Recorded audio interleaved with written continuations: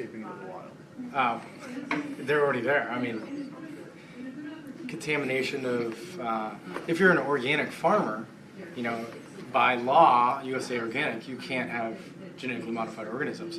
There's no way to assure a corn crop, which is wind pollinated, is not going to get into organic corn. And so probably most of the corn in this country that's consumed, even organic, might have some contamination as a result of that. There's no guarantee that that's not going to happen. And I think if that's a concern, and it is amongst a lot of people, then that's something that needs to be regulated.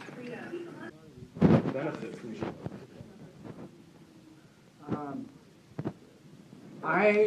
Personally, I haven't, and I'm not an expert in the field, but I haven't seen the benefits that are promised. I see more of the issue of the control of the seed thing. Internalizing GMOs can have on our economy, as in like converting more natural farms to GMOs.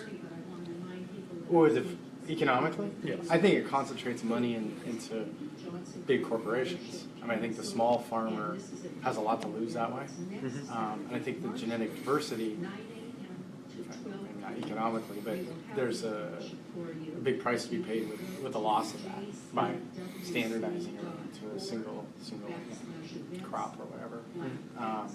And I think one thing in our economy we need to do is have a lot of small farms. They're generally more productive than large farms. The route of GMOs means that you're going to concentrate that wealth and probably have even bigger farms than we have today, which many people would argue that the farms are actually way too big. We need to have a lot more smaller farms. It employs more people, they're more productive, usually they're more environmentally sound. Typically. Do you think that the government has the right to regulate and test the use of GMOs? Yeah, I mean, right now, I think there's a lack of regulation due to lobbying with GMOs. And that's translating into GMOs getting, I mean, Oregon's a good case of the wheat in Eastern Oregon that escaped, it was a test plot from Monsanto genome or whatever, and escaped, and it's out there, and there's a lack of regulation with that. And then there's a lot of people in the seed industry, they're very scared about that, especially in Southern Oregon. You've got a lot of mountains and sort of isolated pockets where you can develop specific types of seed. You introduce GMOs and you're contaminating the seed all over the place with people that don't want that contamination. So I think the only way to deal with that, at least right now, is to have some type of regulatory mechanism. What do you think GMOs being used for farms that are in environments that cannot support a regular farm? How do you feel about GMOs? Is it right to be changing nature like that? Personally, I think more organic and whole foods are a lot healthier than anything preservatives. Shut up. What do you believe the effects of internationalizing GMOs can have on the economy? So, like, having them spread throughout the U.S. economy, so most of the farmers are using them. They might make more money if they do. I don't know if that's necessarily right. I think that's probably why you can see a lot of people that have like food problems or wheat allergies and all that kind of stuff. So I think a lot of that stuff, I don't think you saw a lot of that when everything was from whole foods and not processed. Do you think the government has the right to regulate and test the use of GMOs?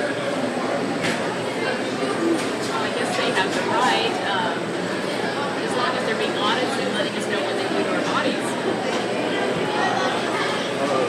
What do you think GMOs being used for farms? How do you think that it can hurt the environment?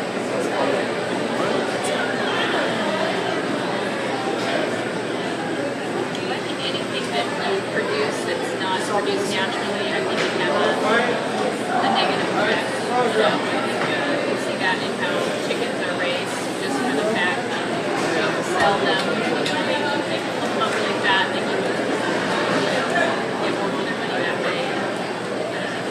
What do you think the consequence of the GMOs escaping into the wild?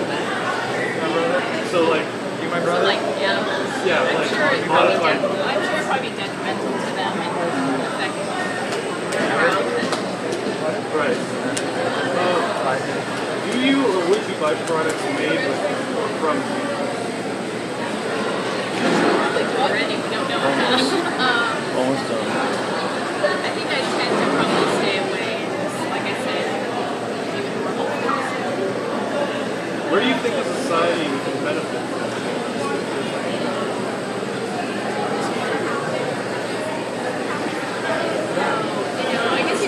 thinking about sociology. populations in third world countries and tax benefit, but I don't know.